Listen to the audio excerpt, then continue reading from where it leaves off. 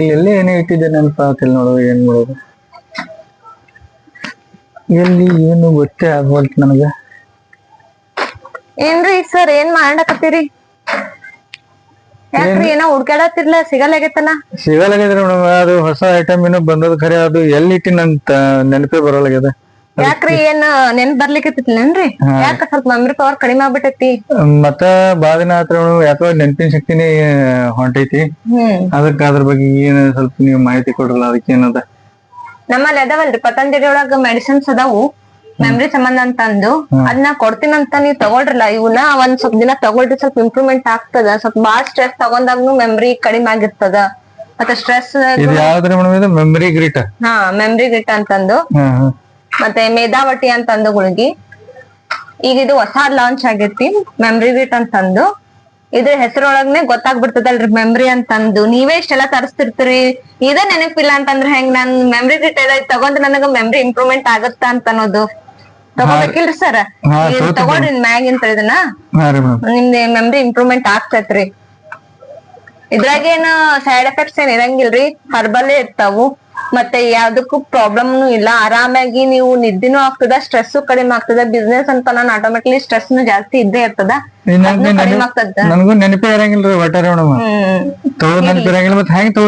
Okay ಆಯ್ತು. ಇದನ್ನ ಯಾವ ತರ ತಗೊಳುದು ಇದ್ರ ಬಗ್ಗೆ ನಾ ಎಲ್ಲಾ ಡಿಟೇಲ್ ಆಗಿ ಹೇಳ್ತೀನಂತ. ಅದಕ್ಕೂ ಮುಂಚೆ ನಮ್ಮ ವೀಕ್ಷಕರಿಗೂ ಇದ್ರ ಬಗ್ಗೆ ನಾವು ನಾಲೆಜ್ ಕೊಡೋಣಂತ. ಇದು ಮೆಮ್ರಿ ಗ್ರಿಟ್ ಅಂತಂದು ಇವತ್ತಿನ ವಿಡಿಯೋದಲ್ಲಿ ನಾವು ನಿಮ್ಗೆ ಮೆಮ್ರಿ ಗ್ರಿಟ್ ಬಗ್ಗೆ ಮಾಹಿತಿ ಕೊಡ್ತೀವಂತ. ಅದಕ್ಕೂ ಮುಂಚೆ ನಮ್ಮ ಚಾನೆಲ್ ನ ನೀವು ನೋಡ್ತಾ ಇದ್ರ ಅಂತಂದ್ರೆ ಪ್ಲೀಸ್ ಸಬ್ಸ್ಕ್ರೈಬ್ ಮಾಡಿ, ಶೇರ್ ಮಾಡಿ, ಕಾಮೆಂಟ್ ಮಾಡಿ ಮತ್ತು ಲೈಕ್ ಮಾಡಿ, ಮತ್ತು ಬೆಲ್ ಐಕಾನ್ ಒತ್ತೋದ್ ಮರ್ಯಾಕ್ ಹೋಗ್ಬೇಡಿ. ಹೊಸ ಹೊಸ ವಿಡಿಯೋಗಳನ್ನ ನಾವು ನಿಮ್ಗ ಅಪ್ಡೇಟ್ ಮಾಡ್ಕೊಂತಿರ್ತೀವಂತ. ಇವತ್ತಿನ ವಿಡಿಯೋದಾಗ ನಾವು ಮೆಮ್ರಿ ಗ್ರಿಟ್ ಅನ್ನೋ ಟ್ಯಾಬ್ಲೆಟ್ ಬಗ್ಗೆ ಡಿಟೇಲ್ ಆಗಿ ಹೇಳ್ತೀವಂತ.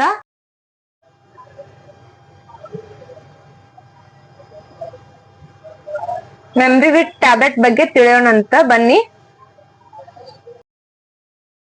ಈ ಟ್ಯಾಬ್ಲೆಟ್ ಯೂಸಸ್ ಏನು ಅಂತಂತಂದ್ರೆ, ಮೆಮ್ರಿ ಪವರ್ ಜಾಸ್ತಿ ಮಾಡಕ್ಕೆ, ಮೆಮ್ರಿ ಲಾಸ್ ಆದವ್ರಿಗೆ, ಮತ್ತೆ ನೆನಪಿನ ಶಕ್ತಿ ಏನ್ ಕಡಿಮೆ ಇರ್ತದಲ್ಲ ಅಂತವ್ರಿಗ್ನ ಆಯ್ತು. ಬ್ರೈನ್ ಡಿಸೀಸಸ್ ಅಂತಂದ್ರೆ ಏನೇ ಈಗ ಸಿಜೋಫ್ರೆನಿಯಾ ಕಂಡೀಷನ್ಸ್, ಮಾನಸಿಕ ಅಸ್ವಸ್ಥ ಇರ್ತಾರ ಅಂತದೊಳಗ, ಇವನ್ ಇರಿಲೆವೆಂಟ್ ಸ್ಪೀಚ್ ಅಂತ ಕರಿತೀವಿ. ಸಿಜೋಫ್ರೆನಿಯಾ ಅಂದ್ರೆ ಡಬಲ್ ಫೇಸ್ ಇರ್ತದ, ನನ್ನೊಳಗೆ ಯಾರೋ ಅದಾರೋ ಆತರ ಅನ್ನೋದು. ಮತ್ತೆ ಇವನ್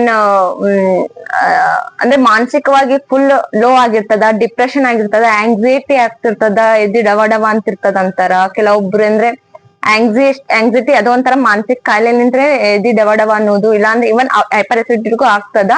ಅದನ್ನ ನಾವು ಡಾಕ್ಟರ್ದ ಕನ್ಸಲ್ಟೇಷನ್ ಮಾಡಿ ಅದು ಎದ್ರ ಸಂಬಂಧ ಆಗುತ್ತಂತ ನೋಡ್ಕೊಂಡು ಅದ್ರ ಮೇಲೆ ತಗೋಬೇಕಾಗ್ತದ. ಹಂಗೆ ಇದ್ರ ಡೋಸ್ ಬೆಳಗ್ಗೆ ಒಂದು ಮತ್ತು ರಾತ್ರಿ ಒಂದು, ಊಟ ಆದ ನಂತರ ತಗೋಬಹುದು. ಇವನ್ ಕೆಲವೊಬ್ರಿಗೆ ನಾವು ಪ್ರಿಸ್ಕ್ರೈಬ್ ಮಾಡ್ತೀವಿ, ಖಾಲಿ ಹೊಟ್ಲೆಯನ್ನು ತಗೊಳಕ್ ಹೇಳ್ತೀವಿ.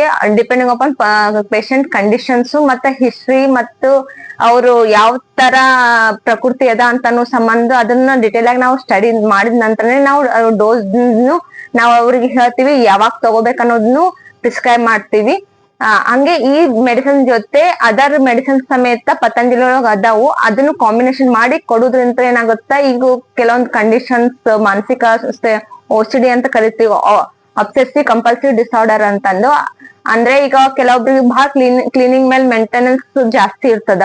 ಅಂದ್ರೆ ಬಾರ್ ಈಗ ಒಂದ್ ಸ್ವಲ್ಪ ಏನೋ ಟಚ್ ಆಯ್ತು, ಸ್ವಲ್ಪ ಡಸ್ಟ್ ಆಯ್ತು ಅಂದ್ರು ಬಾರ್ ಕೈ ತೊಳೆಯುವುದು, ಇಲ್ಲ ಅಂತಂದ್ರೆ ಸ್ವಲ್ಪ ಡಸ್ಟ್ ಬಿತ್ತಂದ್ರೆ ಬಾರ್ ಒರೆಸುವುದು.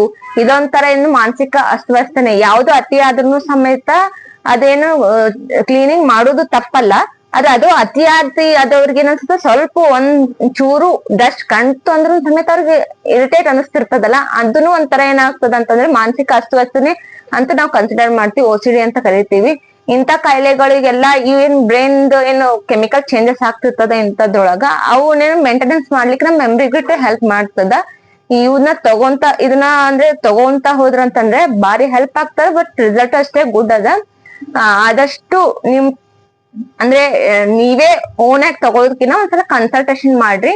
ನಾವು ಮಾಡಿದ ನಂತರ ನಾನ್ ಯಾವ ತರ ತಗೋಬೇಕು ಏನು ಅದ್ರ ಜೊತೆನೂ ಸಮೇತ ಪ್ರಾಣಾಯಾಮ ಯೋಗದ ಬಗ್ಗೆನೂ ನಿಮ್ಗೆ ಡಿಟೇಲ್ ಆಗಿ ಹೇಳ್ಕೊಡ್ತೀವಂತ. ನಮಸ್ಕಾರ. ಇವತ್ತಿನ ವಿಡಿಯೋ ನಿಮ್ಗ ಇಷ್ಟ ಆಗಿದ್ರಂತಂದ್ರೆ ಶೇರ್ ಮಾಡಿ, ಲೈಕ್ ಮಾಡಿ, ಸಬ್ಸ್ಕ್ರೈಬ್ ಮಾಡಿ, ಬೆಲ್ ಐಕಾನ್ ಒತ್ತಿ. ಹೊಸ ವಿಡಿಯೋಗಳನ್ನ ನಿಮ್ಗ ಆದಷ್ಟು ತರಕ್ ಟ್ರೈ ಮಾಡ್ತೀವಂತ. ನಮಸ್ಕಾರ.